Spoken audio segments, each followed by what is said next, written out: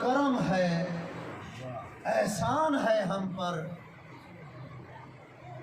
کہ جس نے ہمیں ایسے ہادی و امام برحق عطا فرمائے کہ اگر کنکر اٹھائیں تو در بنا دیتے ہیں، اگر ان کے دروازے پر کوئی عاصی آئے تو اسے حر بنا دیتے ہیں۔ مختصر وقت میں اپنی کم علمی کے مکمل اعتراف اور باب مدینۃ العلم سے ملنے والی خیرات پر مکمل اعتماد کرتے ہوئے آپ کے پاک و پاکیزہ اذہان میں چند موروضات منتقل کرنے کی اجازت چاہتا ہوں۔ آپ کے سامنے جس آیے مجیدہ کو تلاوت کرنے کا شرف حاصل کیا، علماء میرے سامنے بیٹھے ہیں۔ علماء کے سامنے مجھ جیسے طالب علم کا پڑھنا ایسے ہے جیسے خورشید کو چراغ دکھانا، لیکن ان کی اجازت سے آپ کے سامنے خدمت میں عرض کر رہا ہوں وہ مشہور و معروف آیات، دیکھنا میری طرف، وہ معروف و مشہور آیات کہ جس سے ہر مسلمان روزانہ کم سے کم 17 مرتبہ ضرور پڑھتا ہے۔ اہدنا الصراط المستقیم۔ مسلمانوں کے درمیان اس کے دو ترجمے ہیں۔ اے پروردگار ہمیں سیدھا راستہ دکھا، یہ بھی ایک ترجمہ ہے۔ اے پروردگار ہمیں سیدھے راستے پر باقی رکھ، یہ بھی اس کا ترجمہ ہے۔ ترجمہ دونوں ٹھیک ہیں۔ قبلہ میں نے کہا ترجموں کے درمیان کوئی اختلاف نہیں ہے، اختلاف ہے تو نصیبوں کے درمیان ہے۔ توجہ ہی نہیں آپ، ماشاءاللہ ماشاءاللہ۔ یہ جو افراد خاموش بیٹھے ہیں نا، تھوڑی دیر کے بعد خود بخود نہ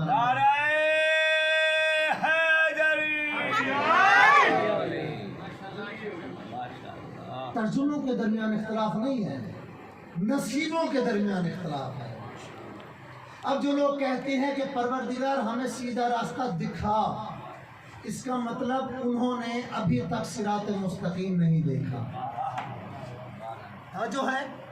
اور جو لوگ کہتے ہیں پروردگار ہمیں صراط مستقیم پر باقی رکھ، اس کا مطلب انہوں نے دیکھ لیا۔ صراط مستقیم کیا ہے؟ صراط مستقیم کس نے دیکھا اور کس نے نہیں دیکھا، ایک چھوٹی سی ایگزامپل دے کر بات کو واضح کروں تاکہ میرے بچے بھی سمجھ جائیں۔ توجہ ہے؟ قبلہ توجہ چاہیے، بچوں کے لیے ایک مثال عرض کر رہا ہوں۔ مولانا صاحب تشریف فرما ہے، میں نے آپ کو یہ کہا، مثال دے رہا ہوں کہ قبلہ آپ دعا فرمائیے کہ مجھے زیارت کربلا نصیب ہو۔ آپ نے ابھی کیا کہا؟ میں نے کہا زیارت امام حسین نصیب ہو، آپ نے ابھی کیا کہا؟ آمین۔ کچھ دن بعد میں آپ سے ملا، میں نے کہا قبلہ آپ، توجہ چاہیے آخری آدمی تک، میں نے کہا قبلہ آپ نے دعا مانگی تھی، میں زیارت کر کے واپس لوٹ آیا ہوں، آپ کیا کہیں گے؟ الحمدللہ۔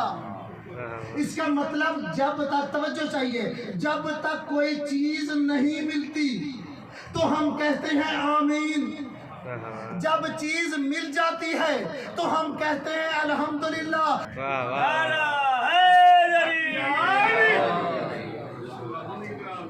میں نے ابھی کیا کہا کہ زیارت نصیب ہو، آپ نے کہا آمین۔ میں نے کہا قبلہ میں زیارت کر کے واپس آ گیا ہوں، آپ نے کہا الحمدللہ۔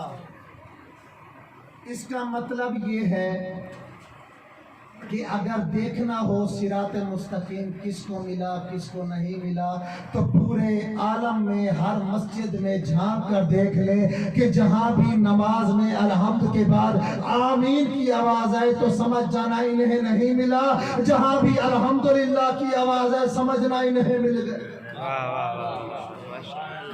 توجہ ہے؟ माशाल्लाह सिरात मुस्तकीम मिला नहीं। एहदिना सिरातल मुस्तकीम। आयत का पहला जुमला है एहदिना। देखना मेरी तरफ, एहदिना परवरदिगार हमें हिदायत कर। एहदिना परवरदिगार हमें हिदायत कर। अब उलमा तशरीफ फरमा है, देखना मेरी तरफ। हिदायत की दो किस्में हैं किबला। हिदायत की दो किस्में हैं।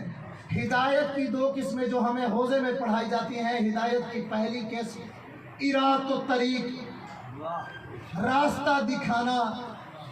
हिदायत की दूसरी किस्म ईसाल इलल मतलूब, मंजिल तक पहुंचाना। तवज्जो है, अभी लुत्फ आएगा इंशाअल्लाह। पहली मिसाल क्या है? पहली मिसाल रास्ता दिखाना, इरात व तरीक। इसकी भी मिसाल देता चलो। मैंने पहले कहा था मैं मजबूर हूँ, मजलिस ऐसी पढ़ता हूँ बच्चे बच्चे को समझ आ जाए, इसलिए मिसालों का सहारा लेता हूँ। मिसाल देता चलो।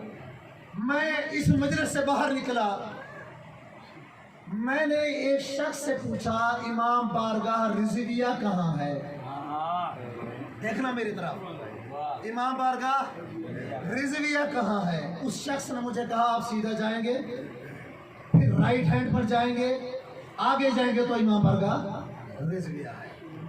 ये है इरात व तरीक, रास्ता दिखाना। ये भी हमारा हादी है जिसने यहीं से मुझे रास्ता दिखाया है। अब मैं दोबारा गया हूं, मैंने और शख्स से पूछा चंद कदम पर, मैंने कहा किबला इमाम बारगाह रिजविया कहाँ है? तो उसने मुझे कहा शाह साहब आइए मैं आपको साथ लेकर चलता हूँ, आपको छोड़ देता हूँ। ये है इसाल इलल मतलूब, मंजिल तक पहुंचाना। अब आप ही बताइए मैं किस शख्स के साथ फायदे में हूँ? वो जो यहाँ से खड़कर मुझे रास्ता बता रहा है, वो जो मुझे वहां तक पहुंचा रहा है, किसके साथ बताइए? आपकी आवाज नहीं आ रही, इसका मतलब मैं छोड़ दूं। जब तक आवाज नहीं आएगी मैं आगे नहीं बढ़ूंगा।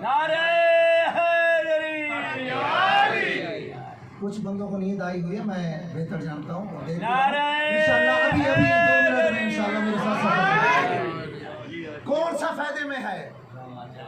जो मुझे मंजिल तक पहुंचाए।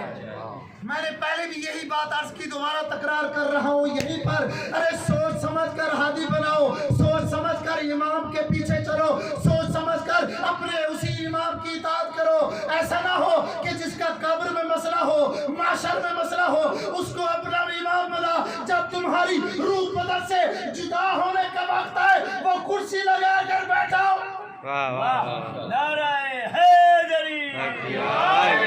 ऐसा हादी बना कि जो तुझे कब्ज़ रूह से लेकर सिरात मुस्तकीम तक साथ लेकर चले।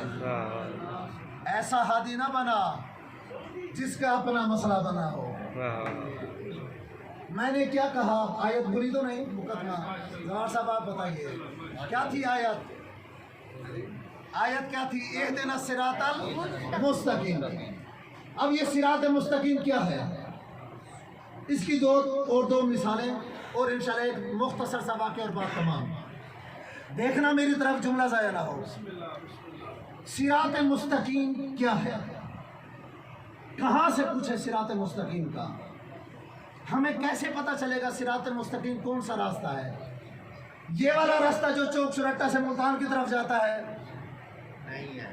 ये रास्ता जो चौक चुरट्टा से पुलडार से जमपुर की तरफ जाता है कौन सा है? कौन तय करेगा?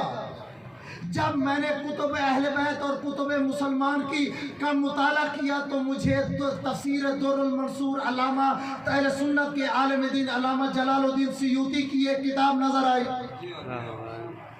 उसमें अहले सुन देखना मेरी तरफ, उसमें अल्लामा जलालुद्दीन सयूती एक वाक़या इस कालम में, इस आयत की तफसीर में एक वाक़या लिख रहे हैं। वो वाक़या आपकी समातों के हवाले कर रहा हूँ। वो वाक़या क्या लिख रहे हैं कि मस्जिद नबवी भरी हुई, مسجد نبوی چھلک رہی تھی، دیکھنا میری طرف، بھری ہوئی تھی، رسول خدا خطبہ دے رہے ہیں، ایک شخص مجمع میں سے کھڑا ہوا، کہا یا رسول اللہ مسرات المستقیم۔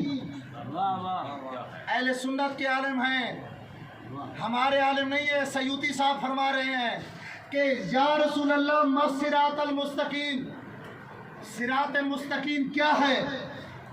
رسول خدا خاموش ہوئے، ایک اور شخص کھڑا ہوا، کہا یا رسول اللہ مسرات المستقیم، دوبارہ رسول خدا خاموش ہوئے، پھر دوبارہ تیسرا شخص کھڑا ہوا، کہا یا رسول اللہ مسرات المستقیم۔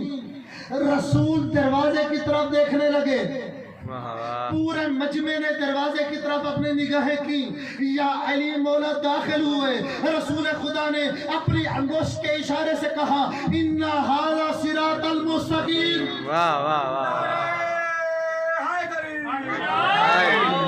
شکر الحمدللہ، اس نعرے پر شکر الحمدللہ کہ مجمع تھوڑا سا جاگ رہا ہے۔ علامہ اظہر حسن زیدی فرمایا کرتے تھے کہ یہ جو نعرہ ہے نا، ہمارا نعرہ، آپ نے نعرہ مارا ہے، آپ کو یہ ہدیہ کر رہا ہوں اور اس کا ثواب بھی آپ کو ہدیہ کر رہا ہوں۔ فرماتے تھے یہ جو نعرہ ہے نا، یہ ذوالفقار ہے۔ علی مولا کے پاس دو تلواریں تھیں، دو ذوالفقار تھیں، ایک وہ ذوالفقار جو لوہے کی تھی، ایک وہ ذوالفقار جو نعرے کی ہے۔ جو لوہے کی ذوالفقار ہوتی تھی وہ نسلیں دیکھ لیتی تھی، جو لوہے کی ذوالفقاریں تھی وہ ماضی دیکھ لیتی تھی، جو نعرے کی ذوالفقار ہے وہ نسلیں دیکھ لیتی تھی۔ ماشاءاللہ۔ کیا کہہ رہا تھا میں؟ جلال الدین سیوطی صاحب کا واقعہ۔ رسول خدا نے فرمایا ان ھذا صراط المستقیم، دیکھو یہ علی صراط مستقیم ہے۔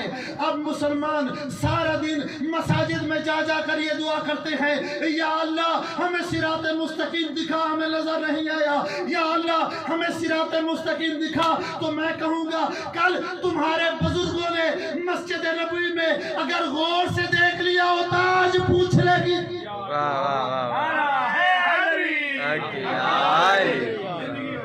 آج پوچھنے کی ضرورت نہیں۔ ایک اور کتاب کا معنی الاخبار کتاب کا نام ہے، انشاءاللہ پورے مستند طریقے سے پڑھ رہا ہوں، علماء بیٹھے ہیں تو کتاب کے حوالہ اور ریفرنس کے ساتھ دیکھنا میری طرف، محنت ضائع نہ ہو۔ معنی الاخبار کتاب کا نام ہے، پہلی جلد صفحہ نمبر 69۔ اس میں یہ روایت ہے، مفضل ابن عمر امام صادق علیہ السلام سے روایت کرتا ہے، اللہم صلی علی محمد وعلی محمد۔ مفضل روایت کرتا ہے کہ مفضل نے پوچھا اللہ کی چھٹی حجت سے کہ یبن رسول اللہ مسرات المستقیم۔ توجہ چاہیے، بڑا لطیف نکتہ عرض کر رہا ہوں۔ صراط مستقیم کیا ہے؟ تو امام صادق علیہ السلام نے لسان اللہ بن کر صدا دی۔ امام فرماتے ہیں مفضل سن، صراط مستقیم ایک نہیں دو ہے، ایک نہیں دو ہیں۔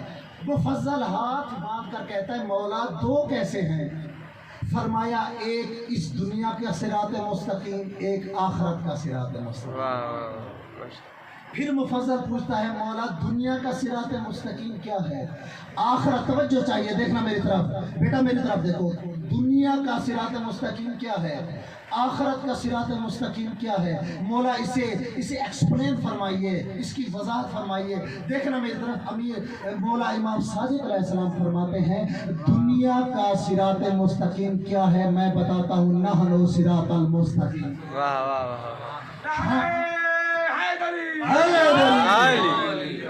ہم 12 صراط مستقیم ہیں دنیا میں۔ مولا پھر آخرت میں صراط مستقیم کیا ہے؟ مولا فرماتے ہیں آخرت میں صراط مستقیم وہی پل ہے جہاں سے ہر بندہ گزرے گا۔ اس لیے رسول خدا نے 1400 سال پہلے فیصلہ کر دیا تھا کہ جہنم کے اوپر ایک پل بچھائی جائے گی جسے صراط کہا جاتا ہے، اور جو بھی شخص، کوئی بھی شخص اس پل سے اس وقت تک نہیں گزرے گا جب تک اس کے ہاتھ میں علی کی ولایت کا گزرنامہ نہیں۔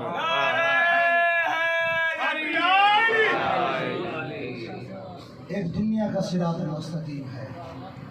फिर फरमाते हैं मुफज्जल सुन, याद रख अगर दुनिया के सिरात मुस्तकीम को तुमने छोड़ दिया तो आखिरत के सिरात मुस्तकीम एक ही झटके में तुझे जहन्नम में फेंक देगा।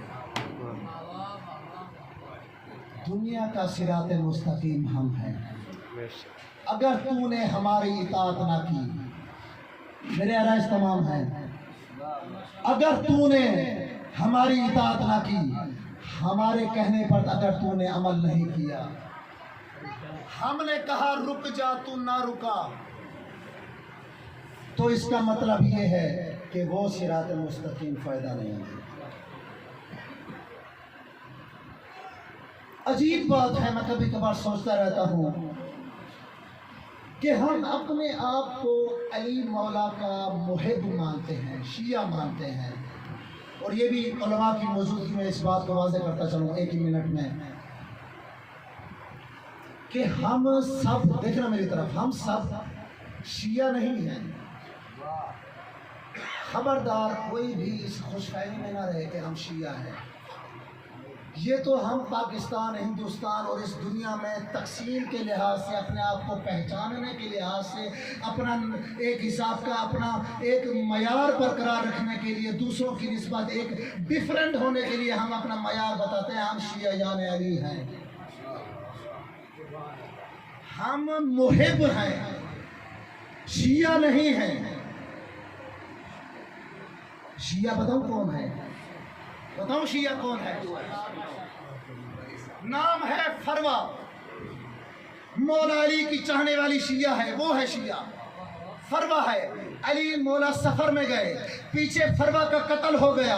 अली मौला जब वापस आए तो पूछा फरवा कहाँ है? उन्होंने कहा मौला फरवा का तो कत्ल हो गया। मौला उसकी कब्र पर आए, हाथ मारा, फरवा उठकर खड़ी हो गई। मौला फरवा से फरमाते हैं, फरवा जब तुझे कत्ल किया जा रहा था तो तूने अपने अख्तियार का इस्तेमाल क्यों नहीं? वाह वाह वाह वाह। यानी तू अपनी मौत को टाल सकती थी। ये है अख्तियार शिया, हम मुहिब हैं।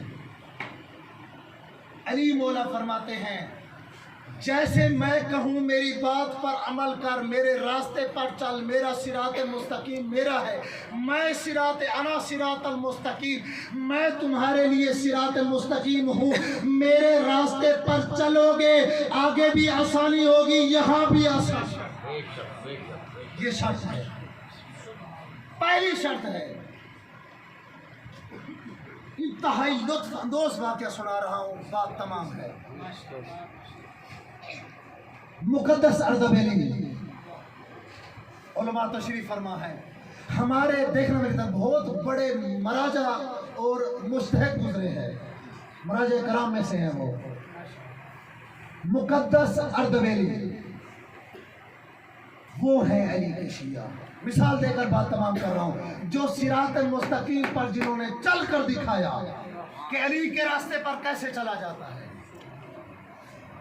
उनके वालिद की अभी शादी नहीं हुई थी, मुक़द्दस अर्दबेली के वालिद की।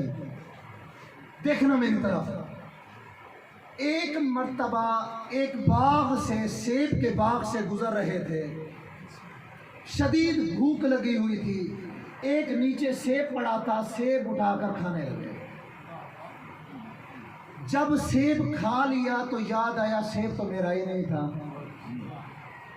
ना ही बाग मेरा है, ना मुझे इसके मालिक का पता है, ये तो मैंने फेले हराम किया है और हराम खाया है।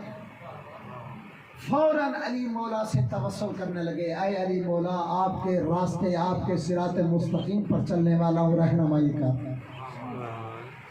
सीधा सीधा चले गए, उस बाग के मालिक के घर को ढूंढते ढूंढते ढूंढते उसके घर को दकुल बाब किया, वो बाहर आया। क्या फरमाते हैं कि मैंने आपके बाग से सेब खाया है, वो भी आपके बाग से सेब खाया है, मुझे भूख लगी हुई थी, लिहाजा आपसे बख्शिश का तलबगार हूँ, मुझे माफ़ कर दीजिए, एक सेब मुझे हलाल कर दीजिए। उसने कहा जनाब ये बाग अकेला मेरा नहीं है, یہ میرا اکیلا باغ نہیں ہے، اس باغ کے ہم دو حصے دار ہیں، ایک میں ہوں، ایک میرا بھائی ہے جو نجف میں رہتا ہے، عالم دین ہے۔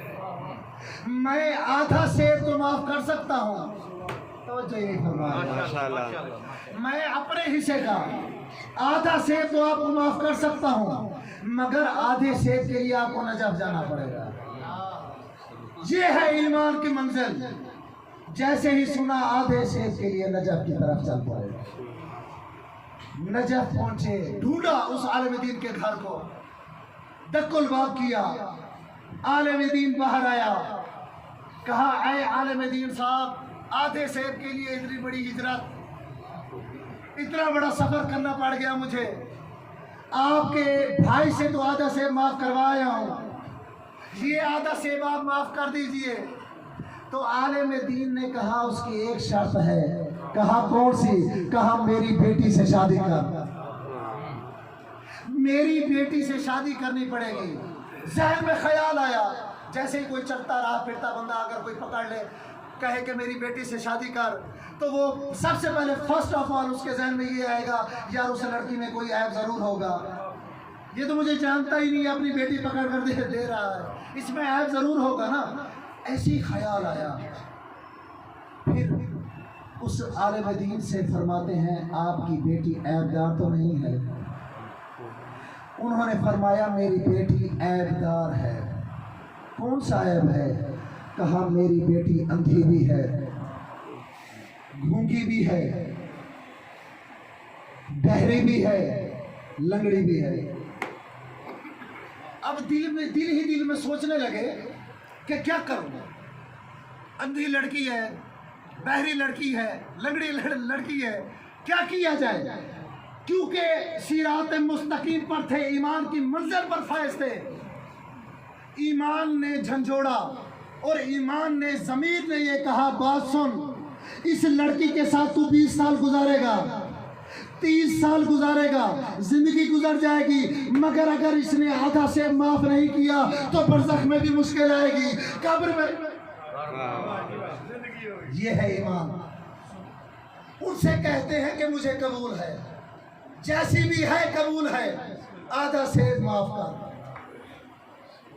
انہوں نے شادی ہو گئی، جب بیوی کو دیکھا، بیوی دیکھ رہی تھی، بیوی سن رہی تھی، تو بیوی سے کہتے ہیں ذرا چل کے دکھا، تو چل سکتی ہے؟ اس نے کہا جی مجھے آتا ہے، چل کے دکھا۔ وہ چلی، اس نے کہا آپ کے بابا نے کہا آپ عیب دار ہیں، آپ اندھی بھی ہیں، آپ بہری بھی ہیں، یہ اپنی ماں بہنوں کے لیے یہ جملہ عرض کر رہا ہوں، آپ لنگڑی بھی ہیں۔ تو اس نے کہا میرے بابا نے سچ فرمایا ہے۔ کیسے سچ فرمایا ہے؟ تو اس نے کہا میں اندھی اس لیے ہوں کہ میں نے کبھی بھی نامحرم کو نہیں دیکھا،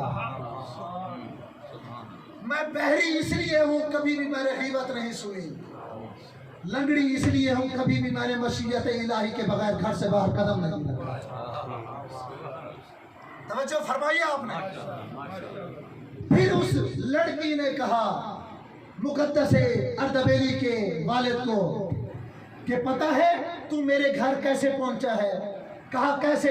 کہا میرے بابا امیر کائنات کی زری پر گئے اور وہاں جا کر کہا اے امیر المومنین، تم نے مجھے مومنہ بیٹی تو دی ہے، ایک مومن داماد بھی دے، اور اس یہی وجہ تھی جب تو آدھا سیب لے کر میرے گھر آیا تو میرے بابا سمجھ گیا تجھے آدھا سیب نہیں لایا، علی لایا ہے۔ صراط مستقیم۔ یہی کربلا میں بھی یہی صراط مستقیم تھا۔ ہم نعرہ لگاتے ہیں نا ہر وقت، ہے ہماری درسگاہ حق کا سیدھا راستہ، صراط مستقیم۔ کربلا، امام حسین علیہ السلام نے، کبھی کربلا کو غور سے سن دیکھو۔ ہر وقت یہ نہیں ہوتا کہ ہر وقت یہ کہتے ہیں کہ بھی اس کا مصائب ہوا، اس کا نہیں ہوا، میں اس بات پر توجہ ہی نہیں دیتا رہتا، میں منطق کربلا بیان کرتا رہتا ہوں۔ جس چیز کا بھی مقدر ہوتا ہے رو لیتا ہے، مقدر نہیں ہوتا اوپر چلا جاتا ہے، مجھے کیا۔ منطق کربلا، فلسفہ کربلا کیا تھا؟ امام حسین علیہ السلام نے کربلا میں ایک لکیر کھینچی تھی.